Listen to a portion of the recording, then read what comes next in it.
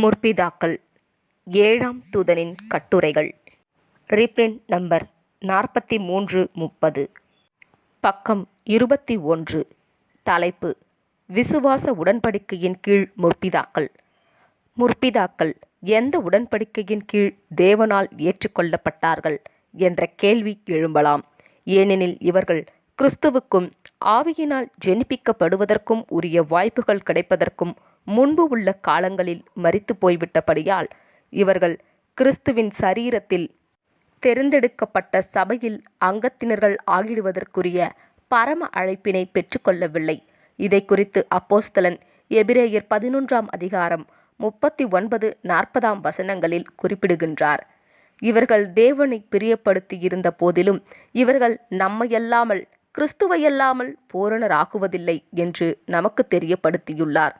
திவ்ய ஒழுங்கில் சபை தேவனுடைய சிருஷ்டிகளில் முதற் பலன்களாயிருப்பார்கள்.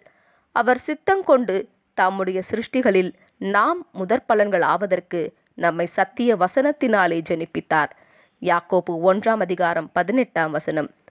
அப்போஸ்தலனுடைய பெயர் பட்டியலில் ஜலப்பிரளயத்திற்கு முன்னதாகவும் ஆபிரகாமின் உடன்படிக்கை ஏற்படுவதற்கு முன்னதாகவும் வாழ்ந்த ஆபேல் மற்றும் ஏனோக்கும் காணப்படுகின்றனர்.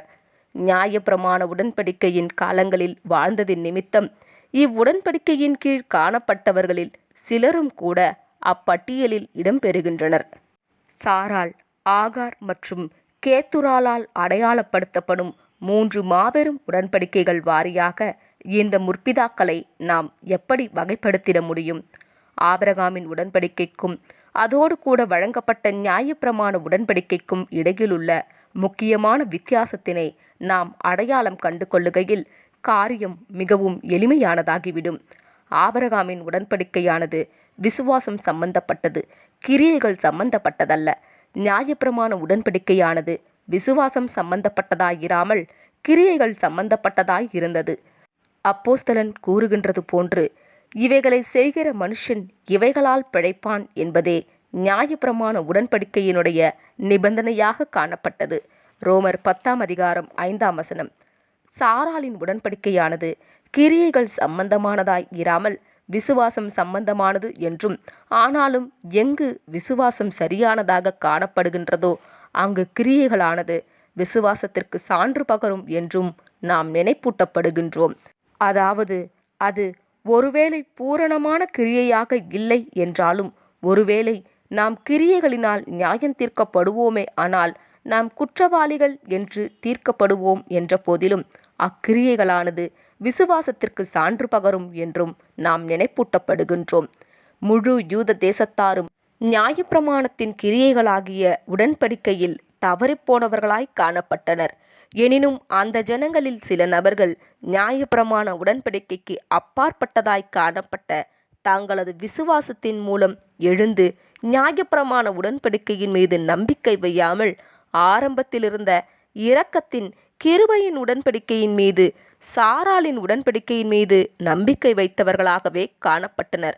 இந்த முற்பிதாக்களே அப்போஸ்தலனால் குறிப்பிடப்படுகின்றனர். விசுவாசத்தினாலேயே இவர்கள் இப்படி செய்தார்கள் என்றும் சகித்தார்கள் என்றும் குறிப்பிடுகின்றார். இவர்களது கிரியைகளின்படி இவர்கள் நியாயப்பிரமாண உடன்படிக்கையினால் குற்றவாளிகள் என தீர்க்கப்பட்டனர். ஆனால் இவர்களது விசுவாசத்தின் காரணமாய் இவர்கள் சாராளின் உடன்படிக்கையின்படி தேவனால் ஏற்றுக்கொள்ளப்பட்டனர். அதுவும் முதலாவதாக வாக்களிக்கப்பட்ட வித்து வந்து அந்த உடன்படிக்கையினுடைய இரத்தம் சிந்தப்படுவதற்கு முன்பு வரையிலும் இவர்கள் சாராளின் உடன்படிக்கையின் கீழ் தங்களுக்கான ஆசீர்வாதத்தினை பெற்றுக்கொள்ள இயலாது என்ற போதிலும் இவர்கள் தேவனால் ஏற்றுக்கொள்ளப்பட்டனர். இதுபோலவே ஏனோக்கும் ஆபேலும் தங்களது விசுவாசத்தின் காரணமாய் தேவனால் ஏற்றுக்கொள்ளப்பட்டு நியாயப்பிரமாண உடன்படிக்கையின் கீழ் உண்மையுள்ளவர்களாய் இருந்தவர்களின் பெயர்களோடு கூட பட்டியலில் தெய்வீக தயவினை பெற்றவர்களாகவும் சாராளின் உடன்படிக்கையினுடைய ஆசீர்வாதத்திற்கு கீழ்ப்பட்டவர்களாகவும் பார்க்கப்படுகின்றனர். ஏனெனில் இவர்கள் ஆபிரகாமினுடைய நாட்களுக்கு முன்பு வாழ்ந்தவர்களாய் இருந்த போதிலும் ஆபிரகாமின் விசுவாசத்தினை உடையவர்களாய் இருந்தனர். அதாவது தம்மை அன்பு கூறுகிறவர்களுக்கும் தமது தயவை தேடுபவர்களுக்கும் தேவன் அருள சித்தமாயிருக்கின்ற கிருபைக்காக வேண்டி இவர்கள் ஆபிரகாமைப் போலவே தேவனிடத்தில் விசுவாசம் வைத்தார்கள். புது உடன்படிக்கையானது உண்மையாகவே ஒரு புது நியாயப்பிரமாண உடன்படிக்கையாக காணப்படும், அல்லது நியாயப்பிரமாணத்தின் கிரியைகளுக்கு அடுத்த ஒரு புது உடன்படிக்கையாக காணப்படும். பழைய அல்லது முதலாம் நியாயப்பிரமாண உடன்படிக்கையானது திருப்தி தராததாகவும் இஸ்ரவேலுக்கு போதுமானதாய் இராததாகவும் காணப்பட்டது. இப்படி இருந்ததற்கு காரணம், அந்த நியாயப்பிரமாண உடன்படிக்கைக்கு அடிப்படையாய் உள்ள தெய்வீக பிரமாணம் குறைவுடையது என்பதினால் அல்ல, இது நியாயமற்ற கோரிக்கை என்பதினாலும் அல்ல. மாறாக மனுஷர்கள் அபூரணர்களாக காணப்பட்டனர். மனுஷர்கள் பாவத்தில் கர்ப்பந்தரிக்கப்பட்டு துர்க்குணத்தில் உருவானவர்கள் ஆவார்கள். மேலும் ஆதாமினுடைய மீறுதல் காரணமாக ஏற்கனவே மனுஷர்கள் மரண தண்டனையின் கீழ் காணப்படுகின்றனர். நியாயப்பிரமாண உடன்படிக்கைக்கு மோசே எனும் உண்மையுள்ள மத்தியஸ்தர் காணப்பட்டார். இவர் தேவனுக்கும் இஸ்ரவேலர்களுக்கும் உண்மையுள்ளவராய் காணப்பட்டார். ஆனாலும் இவரது சொந்த ஜீவனும் இழந்து போகப்பட்டிருந்ததினால் இவர் திராணி இல்லாதவரானார். ஆகையால் பழைய நியாயப்பிரமாணத்தினுடைய இடத்தினை புது நியாயப்பிரமாண உடன்படிக்கையானது எடுத்துக்கொள்ளத்தக்கதாக தேவன் ஏற்பாடு பண்ணியுள்ளார் மற்றும் ஒரு புது மத்தியஸ்தரையும் அருளியுள்ளார். இவர் ஏற்கனவே தமது ஜீவனை மீட்கும் விலையென கொடுத்து விட்டார். இவர் தலையாகிய இயேசு மற்றும் சரீரமாகிய சபை ஆவார்கள். இந்த பலியின் நிறைவு அண்மையில் உள்ளது. தலை மற்றும் அவரது சரீரத்தின் அங்கத்தினர்கள் அநேகர் புது சிருஷ்டிகள் என ஏற்கனவே திரைக்கு அப்பக்கம் கடந்து போயுள்ளனர். சீக்கிரத்தில் சரீரத்தினுடைய கடைசி அங்கத்தினனும் இப்படியாக மறுரூபம் அடைந்திடுவார். பின்னர் புது உடன்படிக்கையின் இரத்தமானது ஜனங்கள் அனைவரின் பாவத்திற்காக தெளிக்கப்படும். அதாவது உடன்படிக்கையின் ஜனங்களாகிய இஸ்ரவேலருக்காக தெளிக்கப்படும். முந்தி யூதர்களுக்கு சொந்தமாயிருந்த சாராளின் உடன்படிக்கையினுடைய ஆசீர்வாதங்களில் பங்கடைவதற்கு இப்பொழுது புறஜாதியாராகிய நாம் ஸ்லாக்கியமடைந்திருப்பது போன்று அனைத்து ஜனங்களும் இஸ்ரவேலின் புது உடன்படிக்கையின் ஆசீர்வாதங்களில் பங்காளிகளாகுவதற்கென்று கதவு திறக்கப்படும். இந்த தெளிக்கப்படுதலானது தேவனால் ஏற்றுக்கொள்ளப்படும். மேலும் அது முழு உலகத்தினுடைய பாவங்களை நிவர்த்தி செய்திடுவதற்கு திராணியுள்ளதாய் இருக்கும். இது வேத வாக்கியங்களிலும் விசேஷித்த பலிகளுக்கடுத்த நிழல்களிலும் அதிகமாகவே உறுதிப்படுத்தப்பட்டுள்ளது. எபிரேயர் 9:23. உடனே மாபெரும் தீர்க்கதரிசியின் தலை மற்றும் அங்கத்தினர்கள், மாபெரும் பிரதான ஆசாரியனின் தலை மற்றும் அங்கத்தினர்கள், மாபெரும் நியாயாதிபதியின் தலை மற்றும் அங்கத்தினர்கள், மகாராஜாவின் தலை மற்றும் அங்கத்தினர்கள் இஸ்ரவேலுடன் நடவடிக்கையினை தொடங்குவார்கள் மற்றும் இஸ்ரவேல் மூலமாய் உலகத்தை கையாளுவார்கள். இவர்கள் விருப்பம் காட்டும் யாவரையும் ஆளுவார்கள், ஆசீர்வதிப்பார்கள், போதிப்பார்கள் மற்றும் சீர்தூக்கி விடுவார்கள். அந்த தீர்க்கதரிசியின் சொற்கேளாதவன் எவனோ அவன் ஜனத்தில் இராதபடிக்கு நிர்மூலமாக்கப்படுவான். அப்போஸ்தலர் 3:23. புது நியாயப்பிரமாண உடன்படிக்கையானது அப்படியே பழைய நியாயப்பிரமாண உடன்படிக்கையை போன்று செயல்படும். ஒரே வித்தியாசம் என்னவெனில், அதை முத்தரிக்கும் விசேஷித்த பலிகளானது முழு ஆற்றலுடையதாகவும் வருஷந்தோறும் திரும்ப திரும்ப செலுத்தப்பட வேண்டியதின் அவசியம் இல்லாமலும் காணப்படும். அதன் மத்தியஸ்தருடைய வல்லமையும் மகிமையும் மேன்மையானதாகவும் காணப்படும். மேலும் இதன் காரணமாக அவரது வேலையினுடைய பலன்களும் மகா பெரியதுமாயும் நிலையானதாகவும் காணப்படும். இதற்கு கூடுதலான சாட்சியாக வெளிப்படுத்தின விசேஷத்தின் வார்த்தைகள் காணப்படுகின்றன.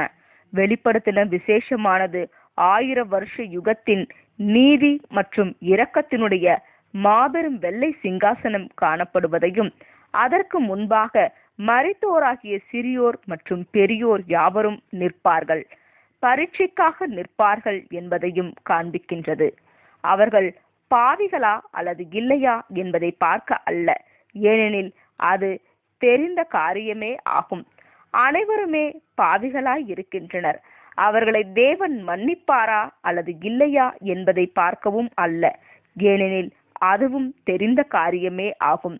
கிறிஸ்துவின் பலியானது முழு உலகத்தின் பாவங்களுக்கான முழுமையான நிவிர்த்தி என அப்போது ஏற்றுக்கொள்ளப்பட்டிருக்கும் அவர்களது நியாய தீர்ப்பு அல்லது பரீட்சை என்பது நமக்கு இருந்தது போன்றே அவர்கள் தேவனுடன் முழுவதும் இசைவான நிலைக்குள் வருவார்களா இல்லையா என்பதையும், சந்தோஷம் மற்றும் நித்திய ஜீவனுக்கான அவரது ஆசீர்வாதத்தினை பெற்றுக்கொள்ளுவார்களா அல்லது ஜனங்கள் மத்தியிலிருந்து அறுப்புண்டு போவார்களா என்பதையும் தீர்மானிப்பதாக காணப்படும்.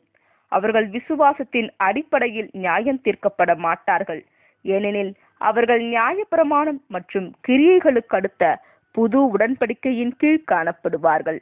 எழுதியிருக்கிறபடி யாவரும் தங்கள் தங்கள் கிரியைகளின்படியே நியாய தீர்ப்படைந்தார்கள். வெளிப்படுத்தல் 20:13. அவர்கள் படிப்படியாக மனதிலும் சரீரத்திலும் உள்ள அபூரணங்களினின்று பூரணத்திற்கு வரவும், அவர்களுக்கான தரநிலையாக அல்லது பரீட்சையாக காணப்பட போகும் பூரண கிரியைகளுக்கு நேராக கடந்து வரவும் உதவப்படுவார்கள். ஆனால் நேர்மாறாக சுவிசேஷ யுக சபையும் முற்பிதாக்களும் அவர்களது கிரியைகளின்படி நியாயம் தீர்க்கப்படாமல் அவர்களது விசுவாசத்தின்படி நியாயம் தீர்க்கப்படுவார்கள். எனினும் அவர்களால் காண்பிக்க முடிந்த கிரியைகளும் அவர்களது விசுவாசத்திற்கான சான்றாக எதிர்பார்க்கப்படுகின்றது. நாமோ விழுந்து போன சுபாவத்தினுடைய பழுதுகளிலிருந்து நீங்க பெற உதவப்படுவதில்லை, மாறாக அவைகளினின்று தூக்கி எடுக்கப்பட்டவர்கள் என உடனடியாக கருதப்படுகின்றோம், அல்லது கிருபையின் வஸ்திரத்தினால் மூடப்பெற்றவர்களாக காணப்படுகின்றோம். மேலே கொடுக்கப்பட்டுள்ள உண்மைகளையும் கருத்துக்களையும் மனதில் வைத்துக் கொள்ளும் போது இது நமது இப்பாடத்தினை, அதாவது உடன்படிக்கைகள் ஒன்றுக்கொன்றும் மனுக்குலத்தோடும் கொண்டிருக்கும் தொடர்பினை புரிந்து கொள்வதில் நமக்கு பெரிதும் உதவி செய்திடும்.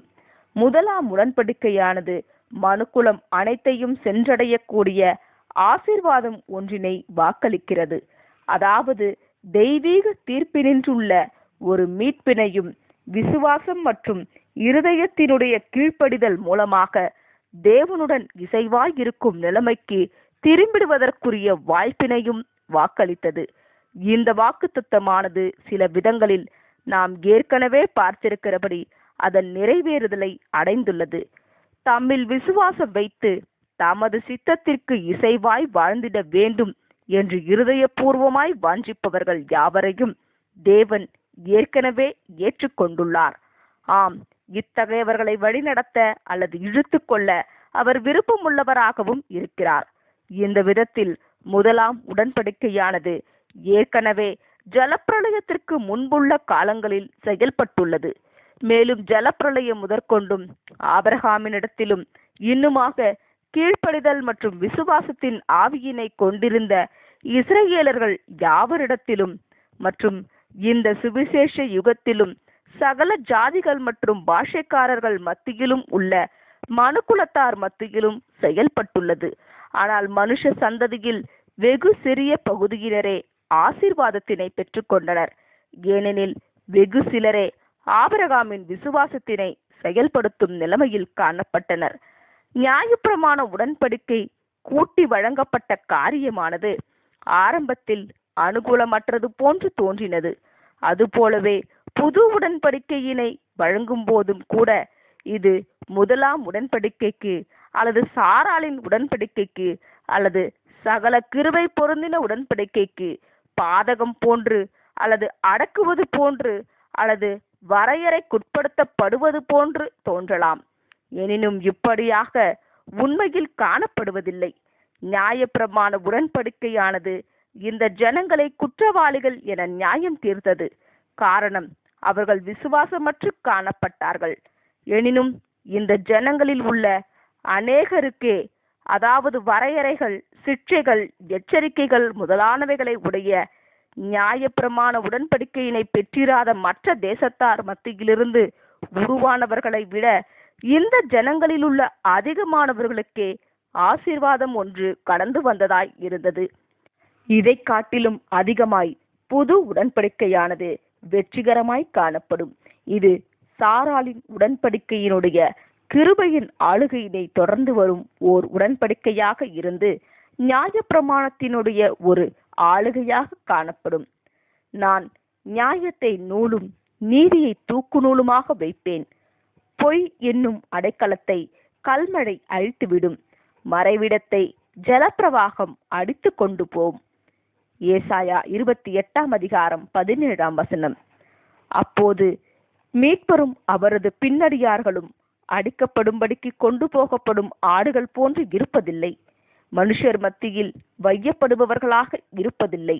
மாறாக இவர்கள் மகிமையினாலும் கனத்தினாலும் அழியாமையினாலும் தரிப்பிக்கப்பட்டுள்ள ராஜாக்களாகவும் ஆசாரியர்களாகவும் காணப்படுவார்கள்.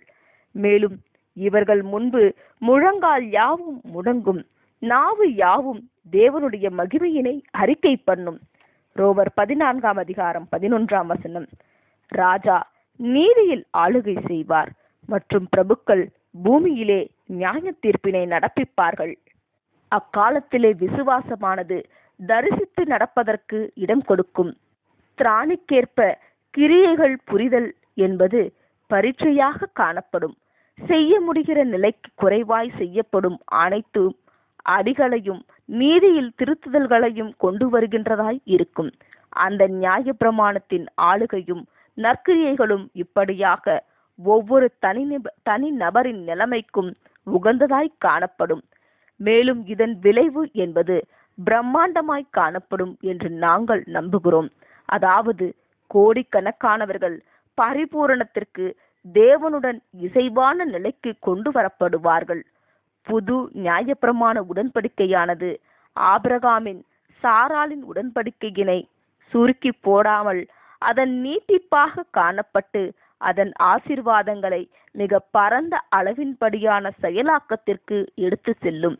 முதலாம் உடன்படிக்கையானது விசுவாசம் மற்றும் கீழ்ப்படிதலை காட்ட முடிபவர்களையும் மற்றும் அதை செயல்பாட்டில் காட்டுபவர்களையும் இப்பொழுது கூட்டி சேர்த்து கொண்டிருக்கின்றது. இதன் பயனானது ஒருவேளை புது நியாயப்பிரமாண உடன்படிக்கை கூட்டி வழங்காமல் இருந்திருந்தால் முடிவடைந்து போயிருக்கும். விசுவாசம் மற்றும் கீழ்ப்படிதல் இன்மையினை பொருட்படுத்தாமல் இந்த புது நியாயப்பிரமாண உடன்படிக்கையானது உலகத்தை கையில் எடுத்துக்கொள்ளும். சிற்றைகள் மற்றும் அறிவுரைகள் மூலமாய் கீழ்ப்படிதலையும் அறிவையும் கட்டாயமாக்கிடும். மேலும் படிப்படியாக அவர்களில் கூடுமான மட்டும் அதிகமான பேர்களில் ஆபிரகாமினுடைய இருதய கீழ்ப்படிதலை வளர்த்து மற்றவர்களை அழித்துவிடும். இப்படியாக விசுவாசம் உள்ளவர்களின் தகப்பனாகிய ஆபிரகாம் புது உடன்படிக்கையின் கீழ், அதாவது புது நியாயப்பிரமாண உடன்படிக்கையின் கீழ் அநேகம் ஜாதிகளின் தகப்பனாக காணப்படுவார். கடற்கரை மணலத்தனையான திரளான ஜனங்களுக்கு தகப்பனாக இருப்பார். இன்னுமாக விசுவாசம் மற்றும் கிருபையினுடைய ஆதி சாராளின் உடன்படிக்கையின் கீழ் உண்மையுள்ளவர்களாய் காணப்படுபவர்களுக்கு தகப்பனாக இருப்பார். மாம்சீக மற்றும் ஆவிக்குரிய விசுவாசத்தின் சந்ததியினரை தேர்ந்தெடுத்த பிற்பாடு ஆதி உடன்படிக்கையினுடைய செல்வாக்கானது இவர்கள் வாயிலாக புது உடன்படிக்கையின் மூலம் நம்மால் கற்பனை பண்ணி பார்க்க முடிகின்ற வேறெந்த வழிமுறையினையும் விட மிக அதிகமான எண்ணிக்கையில் உள்ளவர்களை ஆசீர்வதிக்கும் ஒன்றாக காணப்படும் என்று நாம் பார்க்கின்றோம். இப்படியாக மனுஷ மனதினால் திட்டம் பண்ண முடிகிற எந்த ஓர் ஏற்பாட்டினை காட்டிலும் தமது ஏற்பாடுகள் எவ்வளவு பெரிதாய் இருக்கின்றது என கர்த்தர் மறுபடியுமாக காண்பித்து தருகிறார். நிச்சயமாகவே எந்த மாம்சமானவனும் அவருக்கு முன்பு மேன்மை பாராட்ட முடியாது. அவரது திட்டங்களையும் அவரது நோக்கங்களையும் அவரது வழிமுறைகளையும் குறித்து நாம் அதிகமாய் பார்க்கும்போது நாம் அவரை அதிகமாய் மகிமைப்படுத்துகின்றவர்களாகவும் நம்முடைய ஒன்றுமில்லா அற்பமான நிலையினை உணர்ந்து கொள்ளுபவர்களாகவும் அதிகம் காணப்பட வேண்டும். ஆமேன்.